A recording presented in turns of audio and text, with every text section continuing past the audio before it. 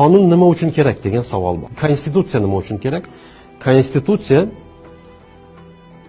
kuchsizlarni kuchlilardan himoya qilish uchun kerak. Hammasida. Masalan, shuning uchun ham kimningdir kuchi ko'payib ketadigan bo'lsa, konstitutsiya mana shu olib berib turadi. Masalan, qonunlar ishlamaydigan bo'lsa, qoida tariqasida eng zaif qatlam hamisha zarar chekadi. Ichki ishlar idoralari prokuraturaga borib bunaqa ish qila olmaydi. Chunki ularda undan ko'proq kuch bor. Bankka unaqa ish qila olmaydi. Chunki bankda pul bor.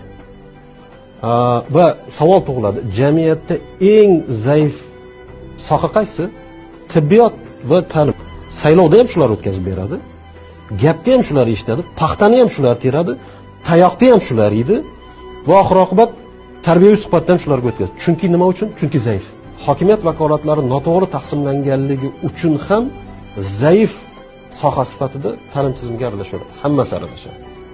Hattoki hayron qoldiradigan narsa parlamentdagilar ham aralashadi shular.